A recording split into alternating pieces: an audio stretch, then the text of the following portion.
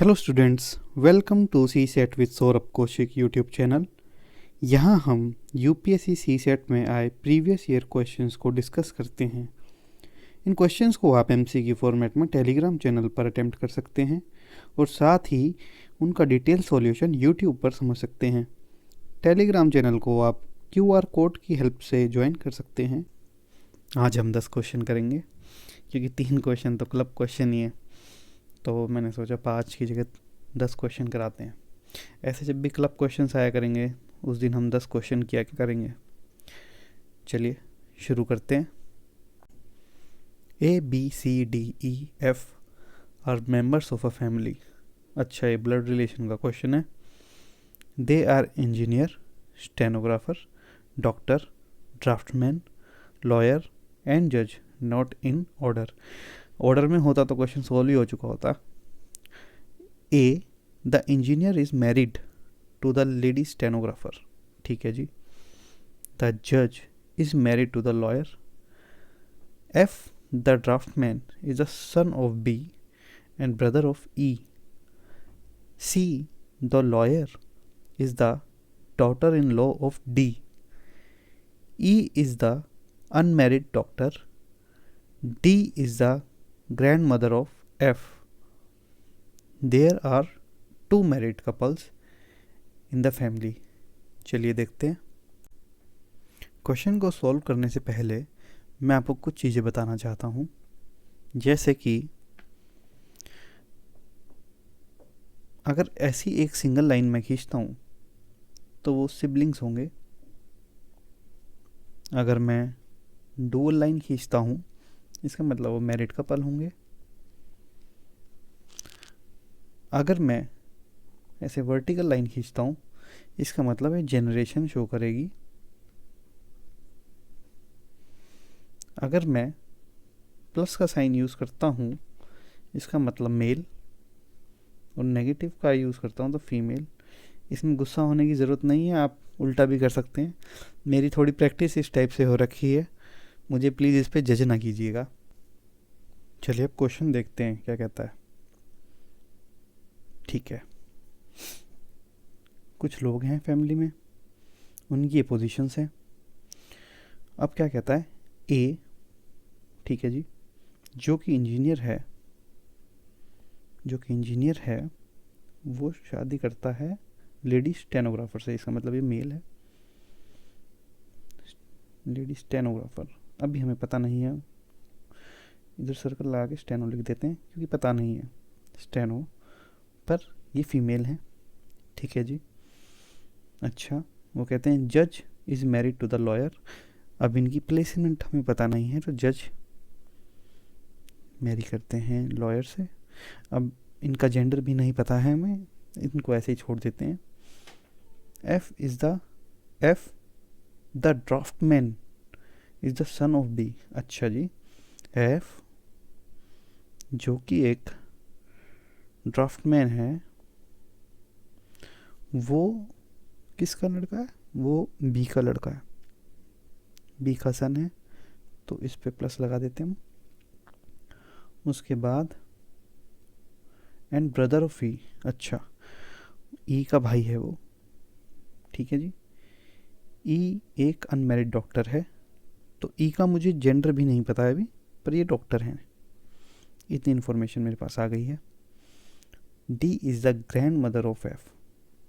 अच्छा, D is the grand mother of F, तो D इधर आ जाएंगी क्योंकि लेडी हैं। हम आगे देखते हैं। There are 2 married couples in the family. ठीक है, एक तो ये हो गए और एक ये हो गए हमारे पास। देखिए, बहुत ध्यान से देखिएगा। जो पहला कपल है उसमें हमें ए दे रखा है।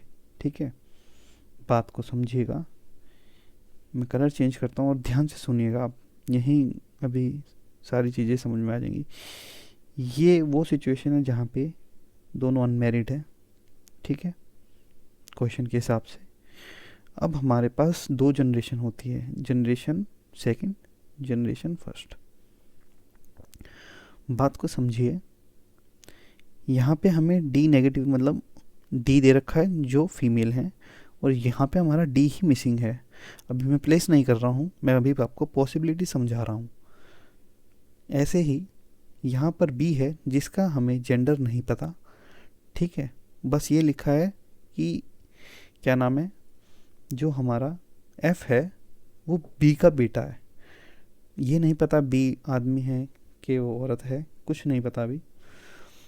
अब हम पॉसिबिलिटी को फिट करके देखते हैं, और ये ब्लाइंड पॉसिबिलिटी नहीं है, बहुत कैलकुलेटिव है, क्योंकि बहुत ज़्यादा चांसेस हैं डी नेगेटिव इस इक्वेशन में फिट हो जाए सीधा सीधा। चलिए देखते हैं, वापस से रेड कलर ले लेते हैं। डी नेगेटिव, अगर मैं इसको स्टेनो लिख देता हूँ, और इनके हस्बैंड हैं ए जो कि एक इंजीनियर हैं, ठीक है। अब हमारे पास सिर्फ एक कपल है जो जज और लॉयर का है, ठीक है, और हमारे पास हमने ए यूज़ कर लिया, बी यूज़ कर लिया, मतलब बी दे रखा है, सी हमें मालूम नहीं है अभी, डी के बारे में हमें पता है, ई और एफ के बारे में भी पता है।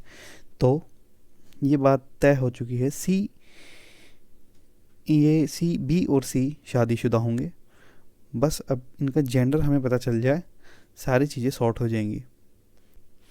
यहाँ पे दे गौर कीजिए, C the lawyer is the daughter in law of D. C जो है वो डी की डॉटर इन लॉ है, सी जो है डी की डॉटर इन लॉ है। देखिए यहाँ पे अब इनके जेंडर का भी हमें मालूम पड़ गया है, और ये भी पता चल गया जो सी लॉयर थी और जो बी वो जज होंगे।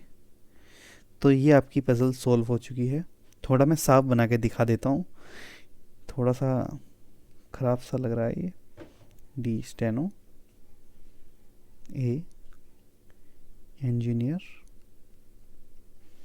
उसके बाद डी के सुपुत्र हैं बी जो कि एक जज हैं जिनका विवाह सी से हुआ है, जो पेशे में लॉयर हैं। बी का पुत्र एफ है जो एक ड्राफ्टमैन है, और एफ के भ्राता ई हैं जो कि एक डॉक्टर हैं। ये हमारा ब्लड रिलेशन विद प्रोफेशन बन गया है। अब हम आगे के क्वेश्चंस देखते हैं। What is the profession of B? B जनाब जज हैं। Which of the following is are a couple और कपल्स? ठीक है जी, ए और डी हैं, बिल्कुल हैं, बी और सी हैं, ठीक है, तो ऑप्शन सी राइट, दोनों हैं। आगे बढ़ते हैं हम, ए और डी और बी और सी, हाँ बिल्कुल सही है। चलिए क्वेश्चन नंबर 18 क्या आता है, what is the profession of D? D का प्रोफेशन है स्टेनोग्राफर। चलिए नेक्स्ट क्वेश्चन देखते हैं। क्वेश्चन कहता है 12 people from a club by picking lots one of them will host a dinner for all once in a month. ठीक है, the number of diners a particular member has to host in 1 year is. चलिए देखते हैं। ये कुछ इस तरह से बात हो गई है, समझिए, एक पोट है, बहुत गंदा बनाया मैंने पर मान लीजिए पोट है, उसमें 12 चिट्ठियाँ हैं, ठीक है। वो बंदा इनको शेक करता है, फिर वो कहता है कि जो इसमें से एक पर्ची निकाल लेगा वो पार्टी होस्ट करेगा, ठीक है जी। तो कोई भी पर्ची आ सकती है, ठीक है, तो ये एक तरह से आप समझिए लॉटरी की तरह सिस्टम है। तो जब भी ऐसी कोई चीज़ होती है तो उसको आप प्रिडिक्ट नहीं कर सकते, तो इसका ऑप्शन डी सही रहेगा। इसका कोई तरीका नहीं है, आप सिंपल सोचिए, एक आपके पास बकेट है, उसमें कुछ नाम है, और जरूर हो सकता है कि एक ही नाम 2 बार भी निकल जाए, 3 बार भी निकल जाए, हो सकता है हर बारी अलग अलग लोगों के नाम निकले। इसमें कुछ ऐसा फंक्शन नहीं है जिससे आप डायरेक्ट बता सकें कि हाँ इतनी बार में इतने लोग एक दूसरे को मतलब पार्टी ही देंगे या होस्ट करेंगे, तो इसका ऑप्शन डी बिल्कुल सही है। चलिए दी ये क्वेश्चन देखते हैं। An automobile owner reduced his monthly petrol consumption when the prices went up. अच्छा, very realistic. The price consumption relationship is as follow. ठीक है जी, यहाँ पे प्राइस दे रखे हैं और उसका मंथली कंजम्पशन दे रखा है। If the price goes up to 80 per litre, okay, is expected consumption will be. ये तो बहुत ज़्यादा रिलेटेड लग रहा है। चलिए देखते हैं इसको। देखिए, दो बातें समझने का प्रयास कीजिएगा। उसका कोई क्राइटेरिया रहा होगा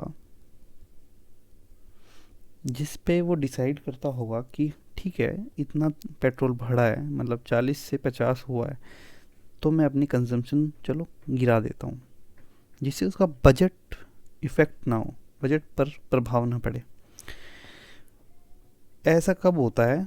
जब आप एक प्रॉपर बजट, मान लीजिए आपकी सैलरी 20,000 रुपये है और आपने कसम खा ली कि मैं 4,000 से ऊपर पेट्रोल पे खर्च नहीं करूँगा, या आप नहीं कर सकते, आपकी लाइबिलिटीज़ इतनी है, आप पे जिम्मेदारियाँ इतनी हैं कि आप 4,000 से ऊपर उस पर नहीं कर सकते। अगर ऐसा कुछ होता है तो फिर आपको या तो पैदल जाना पड़ेगा या साइकिल पे जाना पड़ेगा।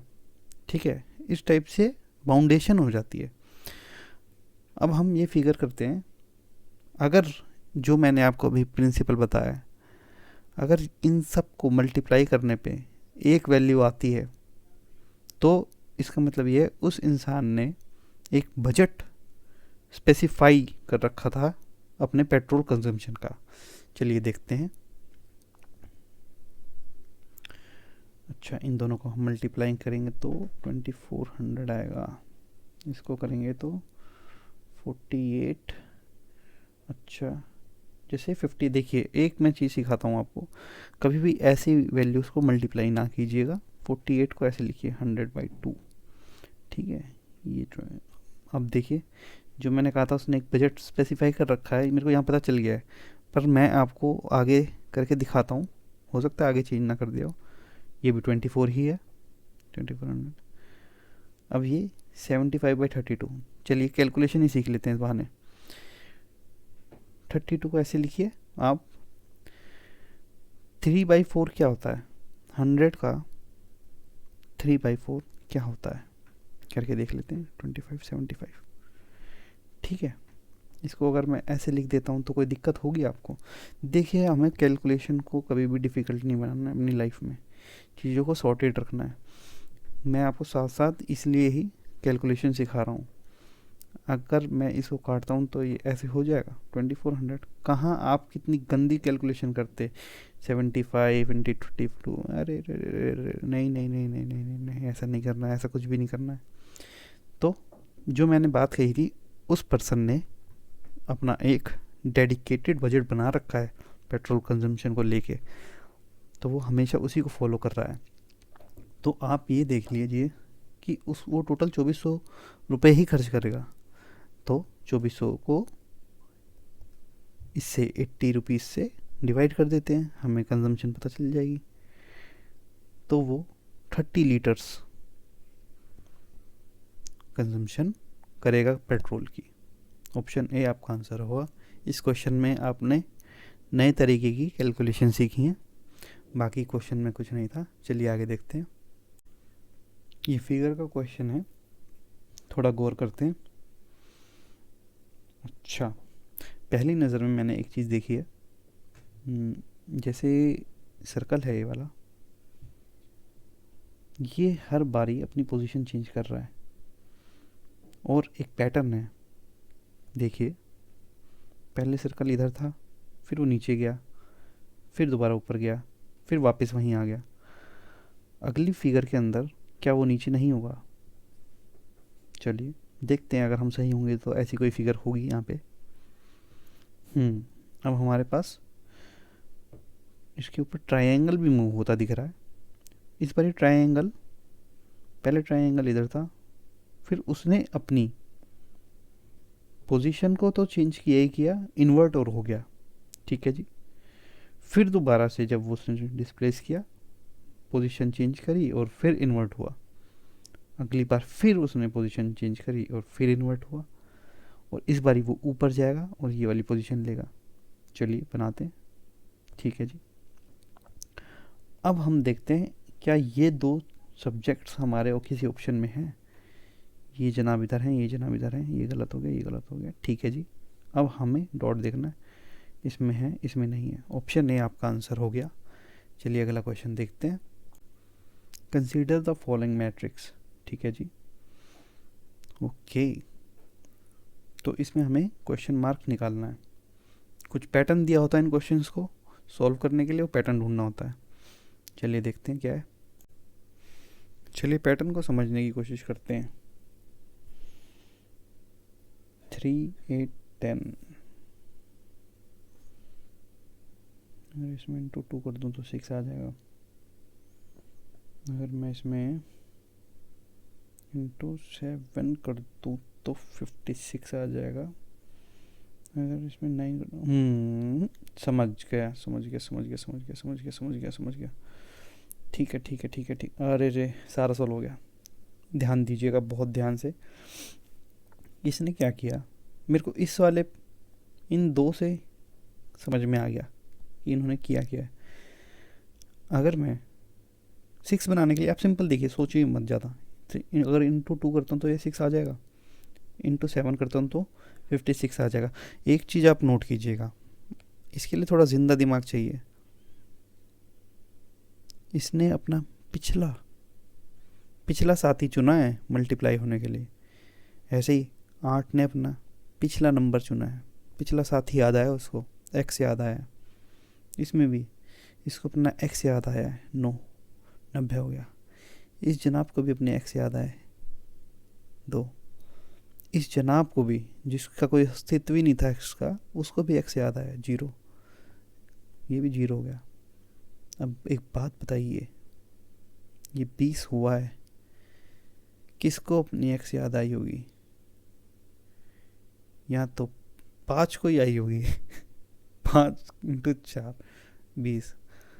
देखिए 20 किसका किसका मल्टीपल है, सोचिए।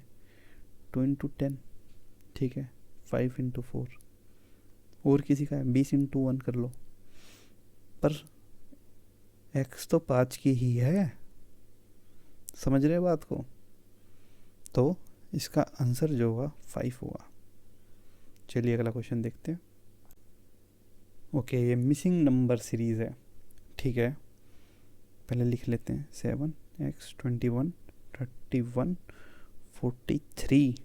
देखो, सीरीज को सॉल्व करने के कुछ तरीके होते हैं। पहला,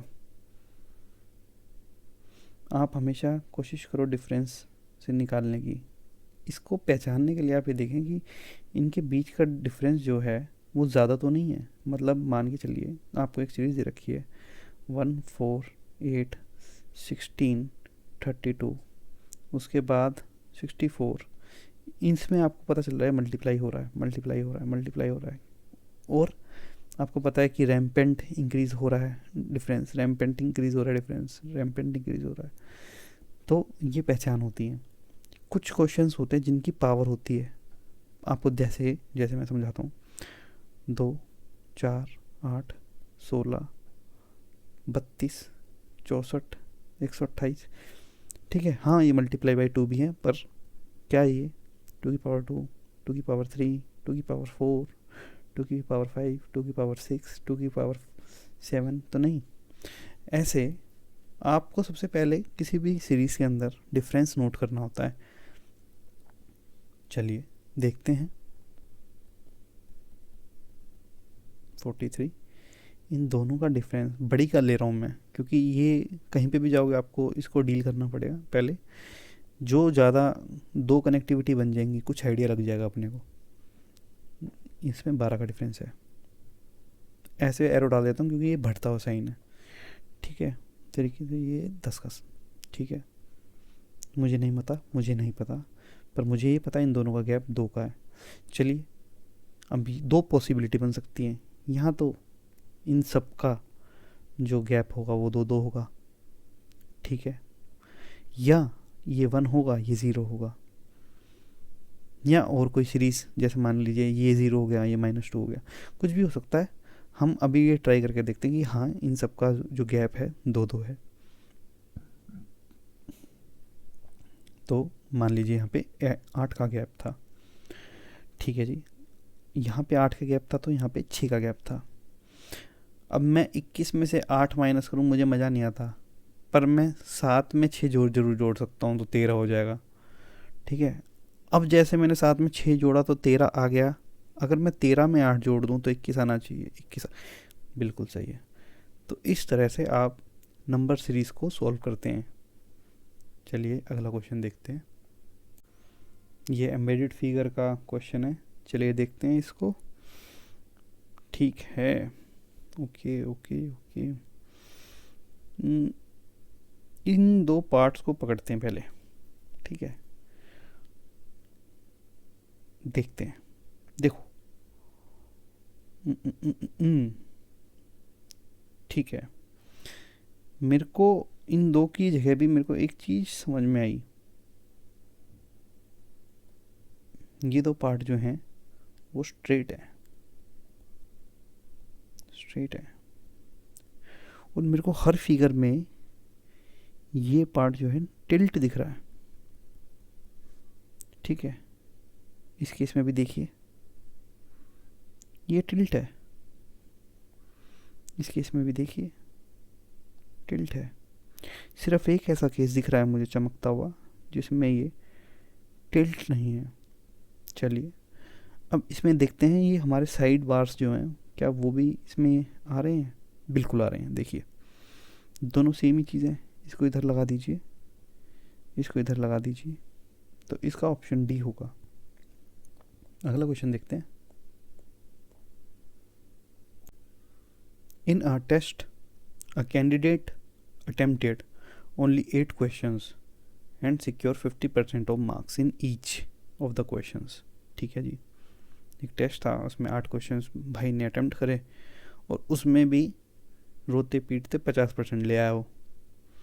if he obtained a total of 40% in the test and all question in the test carried equal marks, how many questions were there in the test?